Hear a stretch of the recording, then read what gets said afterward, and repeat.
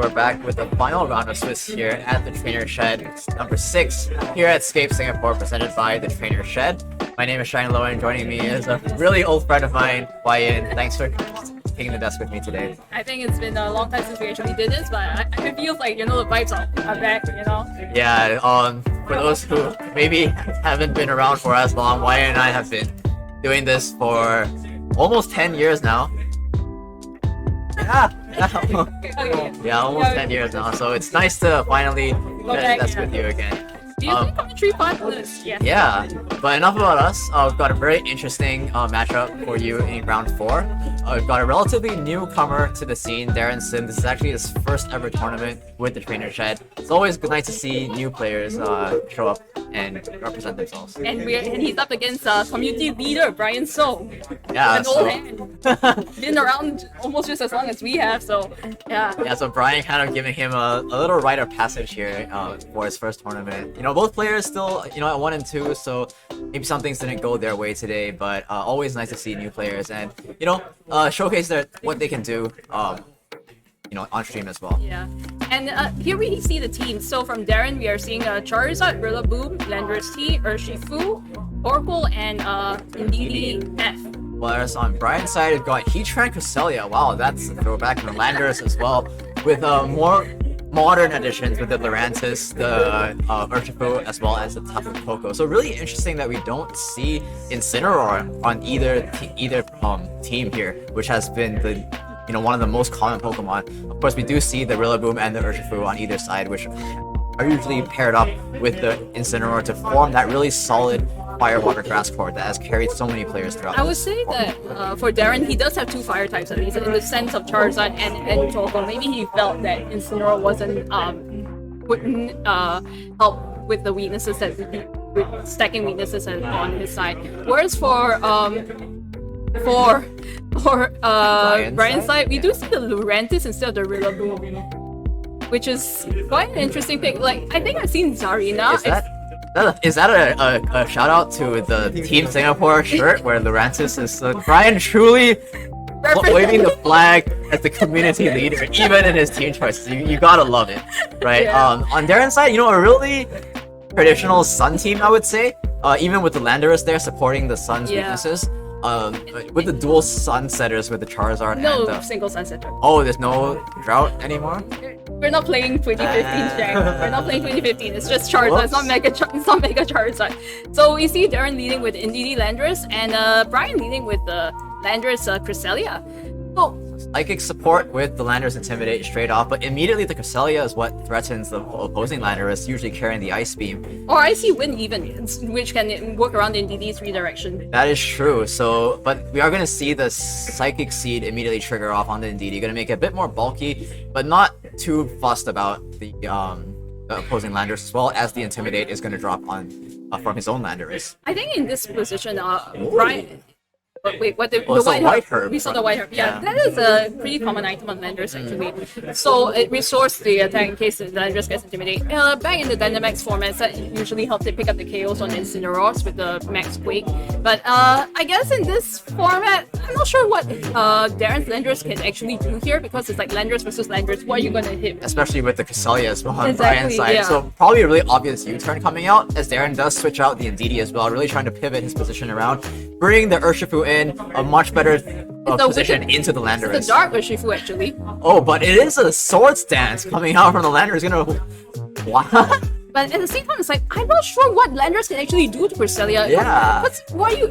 Maybe it has knockoff, but Cresselia is going to pick up the KO much faster than Landorus can do anything. With the White Herb being shown, it's really clear that Darren isn't holding the Sash, it's not holding the Assault Vest. Yeah.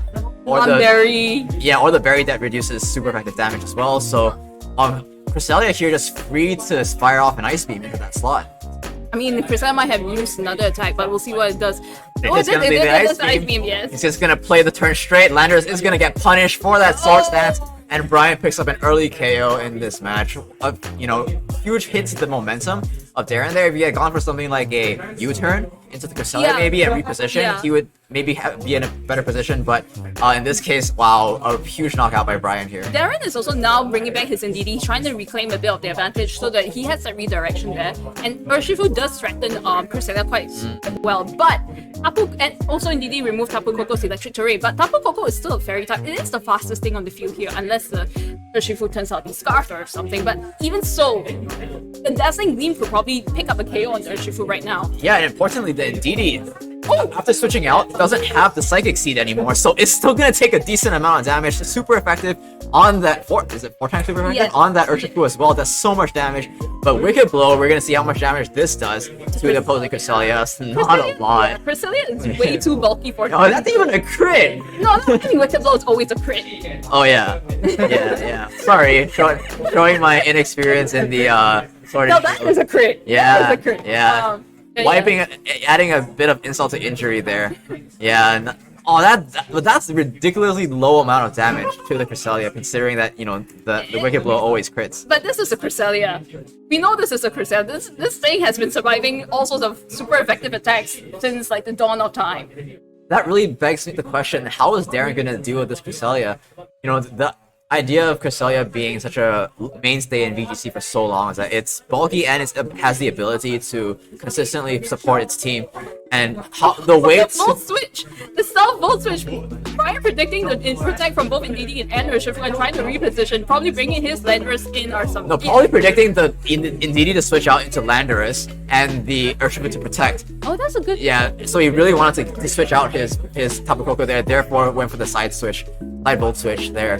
But Ndidi choosing to stay in and is going to go for an expanding force. That's gonna hit quite hard on the Landorus. Cresselia. Quite well. And even another critical hit on the Cresselia is still hanging on there, as Cresselia is gonna fire back with the Ice Beam. We did mention that Cresselia is usually used as a supportive Pokemon, but we've only seen it use Ice Beam so far, picking up the KO on the Landorus, as well as dealing a sizable amount of damage onto this Ndidi. What's the best way to support your teammates? By taking out the things that is true. You know what's an even better way to support them? To get a freeze. It got a crit. I mean, it is doing its job somewhat. But Darren definitely on the back foot here. His Urshifu is on 1 HP. His Ndidi is not long for this world as well. And the thing is with Landorus is like Landorus is able to use the spread attack. You can probably go for an Earthquake here and it'll take out both monsters. And without Darren's Intimidate anymore, Brian is just also free to just press Earthquake, although he probably wouldn't want to Earthquake with the Tapu Koko coming in. Yeah. So, I mean, Urshifu is faster than Landorus. I'm not sure whether it'll actually pick up Landorus at this range. But yeah, Tapu Koko is back on the field and it threatens both the Urshifu and the Ndidi with its electric terrain and its fairy typing and the speed. So we'll see what the Urshifu goes with the Sucker Punch. I don't think it's going to pick out Landorus here. No, and it even triggers the Landorus Berry. It should be the Citrus, considering that HP threshold. Yep. And Landorus does go for the U-turn. It's going to do super effective damage on the Ndidi and does pick it out. KO. So Darren's and it's entirely shown now. He has to reveal his last Pokemon, which we haven't seen just yet. I'm gonna guess. And Brian still has all 4. Yeah, I'm gonna guess it's probably the Charizard. Yeah, I would guess so too. Because I mean, you need that kind of. Would you rate the Charizard without Torkoal though? Is the question. I think you might. Because Charizard is still kind of powerful. I mean, the other option is Rillaboom. Yeah, I would actually think it's the Rillaboom here. Oh, yeah, because with Solar Power Charizard, you definitely want the Sun, and without Torkoal, it doesn't really make sense. Rillaboom actually is actually capable sort of turning things around here because we know the Landorus is slow. Yeah, and with the priority Grassy Glide, and I don't know, maybe yeah. Cresselia is low as well, so that might actually help turn things in Darren's favor. We do see the Tapu Koko retreat, probably wanting to preserve the electric terrain and shuffle in this Intimidate as much as he can before the Landorus goes down. Yeah, I think it's fine trying to burn the fake out turn to ensure that Koko conserves as much HP as possible. I think he's fine with letting Cresselia go down here. We do see the Wicked Blow coming out, probably going for the Cresselia, I would think. Yeah, definitely wants to pick out the KO here, but this just means a free switch in for Brian back into Koko, and having 2 offensive threats against the Rillaboom and the Urshifu here will be good. Interestingly though, not the best. I mean, Landorus isn't pressing Earthquake anyway, I guess Rock Slide. I would think Rock Slide. I would think Rock Slide. Yeah, I think this feels like a Dazzling Gleam Rock Slide kind of endgame. And we still haven't seen the last Pokemon on Brian's team. If it turns out to be like I don't know, the Urshifu, no. Probably not the Urshifu. The Lurantis, if it was the Lurantis, it'll be in a very good position to deal with the Rillaboom.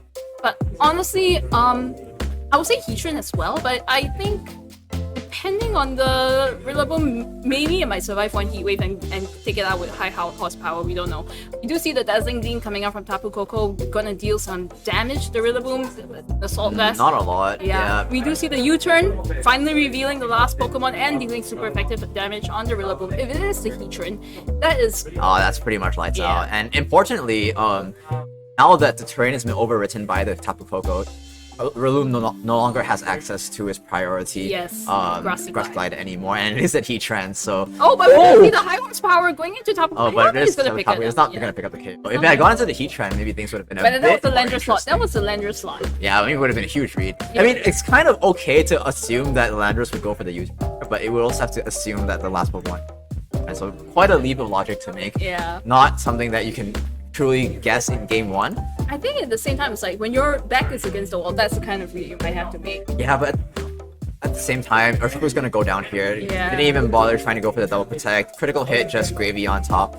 And we'll see whether the Rillaboom goes before the Heatran here. That's pretty important. It does, and it goes for the Grassy Glide onto the Koko, in fact, but completely ignoring the Heatran. Heatran goes for the Heat Wave, and Rillaboom goes. Interesting.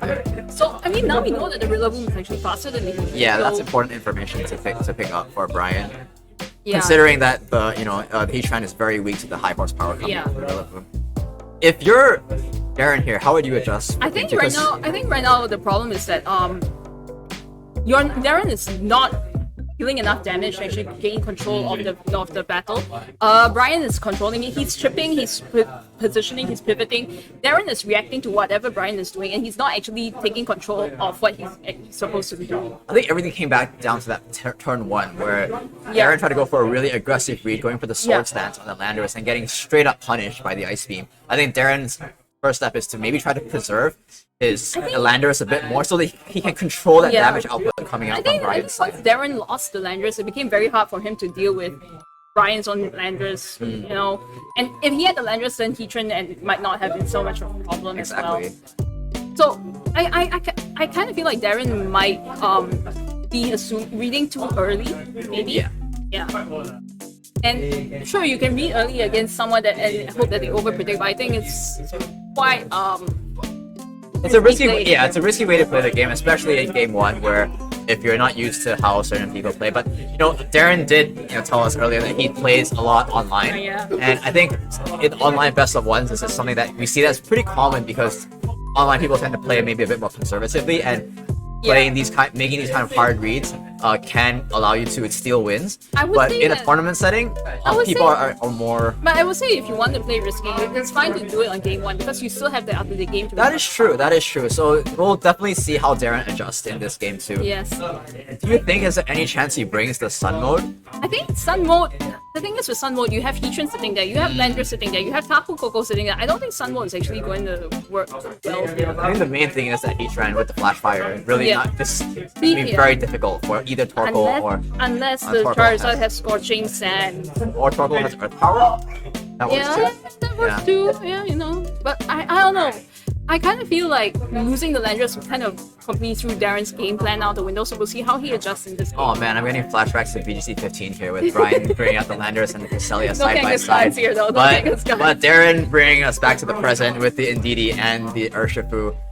I switched up from the previous game where he actually led with his Landorus, so I think he knows now that he has to get rid of the Cresselia in order to bring his Landorus in safely. But once again, the problem is the Landorus drops the Intimidate on the Urshifu, and we saw how much... Oh, but with the critical hit, it doesn't matter about the Intimidate, The thing about Urshifu is that it doesn't really care too much about Intimidate as long as it has the critical hits. Cresselia is a Psychic-type Pokemon. 2 Wicked Lows and it's going to go down. And I think if Indeedee goes for a Helping Hand, it might bring Cresselia down to the red, such that Indeedee can start just clicking Expanding Force after that. Yeah, but at the same time, I think the U-turn is gonna... Oh, let's go for the Helping Hand here. So what does Landorus choose to do? Oh, Urshifu. Yeah, Urshifu goes first, goes to the Wicked Blow, into the Cresselia. It shouldn't pick it up. Oh, it's a Landorus! That's a big hit. Yeah, I think Oh, but Darren picking up something from Brian in the first game, identifying Landers is a huge problem and trying to pick that up off first. Yuton coming into the Urshifu actually. Wow. Yeah, gonna break the stash, I guess. Probably bringing in Tapu Koko in now. That's the other thing. Landers is really, I think he needed to get. Oh, so Lurentis coming in, not the Tapu Koko. I'm not exactly sure what Lurentis is going to do in this position because the trick room is coming. Superpower is going to start. But at the same time now. But then again, there's just the follow me from the Ndidi, right? Yeah, so how does it get around that? I kind of think that you kind of need the superpower, but at the same time, Ndidi is expanding force in Trick Room, in Psychic Terrain, and that's going to still deal a lot to Lurentis. Exactly. And also, I'm looking at Darren's team. Is there anything he can switch into here that can comfortably tank a hit from the Lurentis? Well, and not.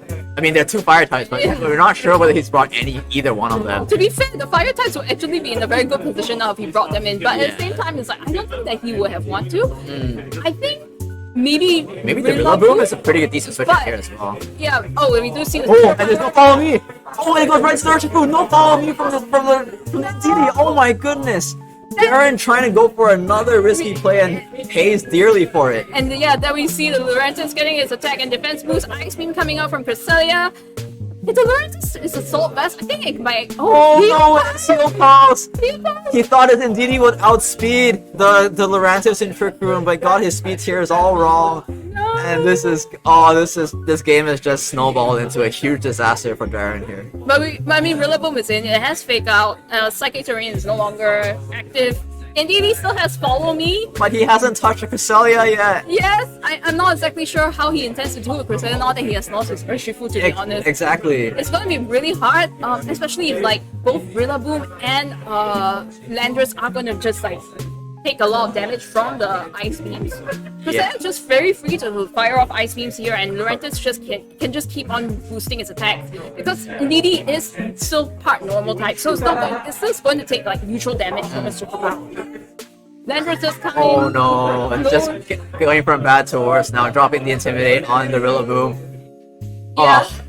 Yeah, indeed, it kind of feels like Indeed has his work cut out for it. Yeah, it really needs to get off some expanding forces, but instead goes for the Follow Me. Would have been useful last turn. Yeah. But we'll see how much damage. Light Slash coming out from the Lurentis as well, showing the darkness coverage. Barely not enough to pick up the KO, as Knockoff is going to remove the Figgy victory. So it's not even the Assault Vest. Expanding Force might have actually done a lot to the Lurentis, all things considered. Yeah, but turn after turn, this Indeedee just not putting in the work that it needs to do. Ignoring its allies. Yeah. Oh, that's rough. Yeah. You hate to see it. Yeah. I think it's actually really difficult for Darren to come out of this position now, because in Trick Room, I think Lurentis is the fastest thing on the field. Yeah. Landers can probably switch out to Cresselia without any issue here. Cresselia will take whatever Grassy Glide. The -1 Grassy Glide, not going to do a lot of damage. But yeah, Darren trying to reset the Intimidate on the Rillaboom. Going to switch back out. Going to reveal last Pokemon is the Landorus. I guess trying to get on the field. But, the Lurentis. On the contrary, Lurentis really likes this boost here. So Lurentis is going to go for a +3, +2 superpower. Not very effective, but still takes a good chunk of damage off the Landorus' health, and gonna go up to a +3 now. Landorus is gonna cycle out its Intimidate, gonna bring back in possibly this Cresselia here just to start threatening Ice Beam once again. Yeah. It's actually really difficult for Darren because his Indeedee is so low. He can't heal pulse himself at this point because Lurentis is outspeeding. He has to press Expanding Force here, right? He just has to. Expanding Force is not going to do anything because Psychic Terrain is gone. Oh, yes. That sucks. Yeah, and with the Heatran, and with the Heatran coming in as well, that's not gonna do any damage. Yeah, especially the Lurentis is not like +2 defense, +3 attack. I'm really not seeing how he can actually get rid of it at this point. Yeah, it's pretty rough. I think Darren's insistence on leaving the Sun behind may have cost him here. Yes, I think so too. He just lacks offensive pressure. The special attackers on his team are the Sun Sweepers, and they're not here. Yeah. And meanwhile, the Lurentis is boosting his defense, and Landorus is lowering your attack. And there we go, the Landorus is lowering the attack again. Yeah. So, you know, a rousing welcome by Brian here to a new member to the scene, but you know, showing how stat boosts and stat drops are, Yeah, the white hair coming to play once again as well. Follow me. We do see follow me. Is the Lander's going to go for the sword stance? Is this the last turn of Trick Room? But even then, you can't. Earthquake misses the Landers. I'm not sure. Rock slide? I guess where there's a rock slide, there's a way. But there's rock slide, there's a way, my dude. He is gonna go for the earthquake, so that's a bit. And grassy terrain. Yeah, not very effective. Grassy. Ooh, that single-digit damage on the Lurantis. Yeah, I guess +2 defense checks out. Math checks out. Not very effective, and also grassy terrain. Yeah, and +2 defenses. Yeah. Oh dear. Oh dear. Oh dear. Yeah, I kind of feel like Lurantis is in a very good position here. Like, it doesn't feel like Landorus has anything that can actually touch it. Neither does Rillaboom. I mean, U-turn maybe, but +2 defense. Nope. Yeah, I really needed Torkoal or Charizard to put And in we some saw the here. Cresselia in the back. Yeah, Cresselia just waiting for its turn to start landing some ice beams, but I'm not even sure it's gonna get that turn with Landorus Lurantis. is gonna U-turn. Yeah. There we go. What? Oh, No, that was Darren's Landorus. Oh, okay. This Landorus is gonna U-turn into Cresselia now. Yeah. I think we are seeing a really good board control from Brian. Like, he knows how to threaten, how to get himself in a good position, how to keep his mons alive. And yeah, Cresseta's here, and I think without the NDD, it's a very free Ice Beam into Landorus, and probably another superpower or into Rillaboom. Yeah. It's pretty much lights out here for Darren, but I think this was a good showcase by Brian, especially with the Lurantis, flying that Singapore Singapore flag high, and giving a warm welcome here to Darren. We hope he continues to show up to our events. We always love to see new players, and we always need new players coming in. Landorus is gonna go with rock slide, so here we go. Here we go. Rillaboom is also gonna knock off the Cresselia. Does a sizable amount of damage there, knocking off the mental herb. Lurantis mentions Cresselia gets the trick herb. And all the rock slides are no longer in play. Yeah. But importantly, the Cresselia is showing its experience in dealing with these rock slides for over 10 years now, and unfazed, sets up the trick room. It's gonna carry Brian to a Game 2 victory here. Yeah. Unfortunately, not enough to get him into the top 4 cut, but still a strong showing nonetheless. Yes. I'm very happy to see Lurantis, doing Yeah. Lurantis things. It's been very hard to see contrary Pokemon, especially in the Dynamax format. So I'm glad to see that Lurantis is here now in Spikemuth, showing what contrary can do. Yeah. Not a huge fan of the shiny color.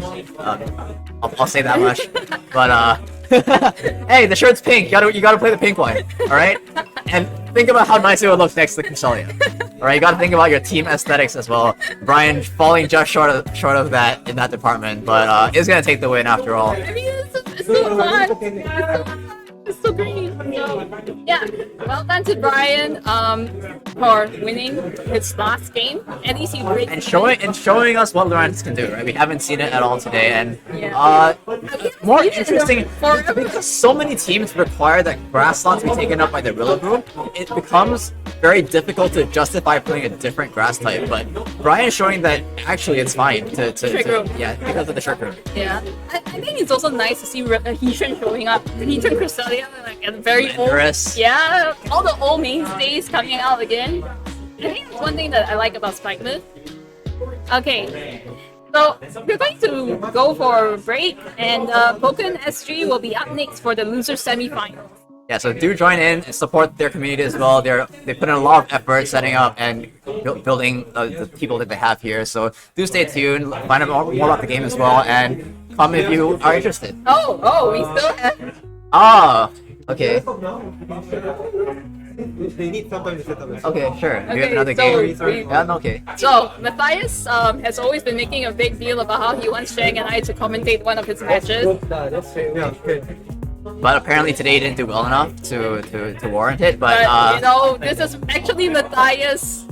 I think Matthias is probably the one on with the it looks Spectre Among Us is Matthias, and Ian is playing Alola Chu, Coco, Nihilego, Faramosa, Lele, and Glim. And we see the Meteor Quick Turns on Spectre survives. Wow, that's actually pretty impressive, considering that it's at +1. I think it's probably a +1 speed. Oh, it probably got snarled at some point. Yeah, it definitely got snarled at some point. Look at the HP. Yeah. Is this game? So is this game 3? So this is game 3. Potentially a win and in. It's a win and in apparently. So Matthias has taken a KO on the Raichu already, and is probably starting to snarl with this Vectria to try to set up for his damage dealers in the back. yeah. Amogus is there providing support, but at the same time with the Electric Terrain up, it's not. Can't really spore. It can't Exactly. really spore. I guess just there for redirection. Yeah. I think one thing we have to take into consideration is that Nihilego looked like it was doing pretty fast. That it was going pretty fast. But oh no, here we go. Tapu Koko going for the taunt on the Amogus. That's gonna shut down Amogus even further. Yeah, but what does Amogus go for? It didn't go for the Rage Powder there. Shadow Ball gonna come out. Going into the Nihilego, probably sensing that one's the threat. But not gonna do too much damage because of the high special defense of Nihilego. Power That Gem Power only- Gem is still not gonna pick up the kill. How many snarls has this thing got on the Nihilego as Slush Bomb? They can have Coco. Wow. Yeah, okay. I know that some Among Uses have been running Flash Bomb, but I've also it's really hard to tell what the Among Us are running because I guess it makes a lot of sense as well, considering that one of the premier threats is the Rillaboom, and we want the Amogus to win that mirror. they do use Pollen Puff sometimes, which Right, can that's true. heal your side as well. But at the same time, now it's like Among Us is effectively shut down. It has no Rage Powder, it has no Spore. Pheromosa is here, and Pheromosa can start doing Pheromosa thing. Yeah, I can easily pick up the KO on the Spectria just to get that beast boost to start things rolling. But Pheromosa is also not the tankiest thing around, so will not want to eat a Sludge Bomb, even from something like an Amogus. Nihilego probably has the special attack boost from Meteor Beam at this point, right? But unless the Spectre has started giving snarls, Yeah, the Spectre definitely has a couple of snarls on this Nihilego. The we don't know damage how much output is... You saw how much that Yeah. Power Gem did to the Spectre. It was almost nothing. Pheromosa going for the protect, probably trying to lure The Amogus, yeah, the Amogus attack. Spectre does go for the snarl. Another snarl. Yep, there goes Nihilego's special attack. Yeah, I definitely ate quite a few. The poor Nihilego, it's been trying its best. Yeah, Power this- Gem does come out. It goes for the Spectre. It does get the knockout, so we'll get But that then beast what's the boost. boost? What's the boost though? Because I think this Nihilego boosted its speed previously. Yeah. So it's still not going to be doing enough damage. Sludge Bomb does come out into the Pheromosa, but Pheromosa did protect. And the main problem now is that with the Protect Burn, Matthias can bring in either of his, or I guess offensive threats here. Yep. Yeah, there we the go, Urshifu. Urshifu is back. It's like Matthias just does. It's like Ian tried to shut up Matthias's Amogus with Taunt, with Electric Terrain, and But Matthias is like, the thing is, now with the taunted Amogus, it can actually redirect the attack away from the Urshifu. So Pheromosa can actually target down this Urshifu. Urshifu can also protect. Okay, yeah, and then Amogus can go for the Slush Bomb onto Pheromosa. And Ian is down to his last two here. Pheromosa has burned his protect. Nihilego is low. If he can do significant damage to the Pheromosa, and Urshifu is a focus sash very well, and there we go, Aqua Jet. There we go. There's the Aqua Jet.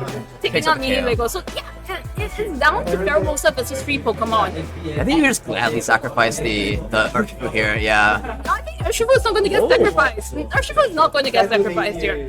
Urshifu is completely fine, and I think Taunt is going to wear it out this turn as well. So that Sludge Bomb I expect to deal a lot of damage down to its sash here. Aqua Jet will pick it The up. poison should...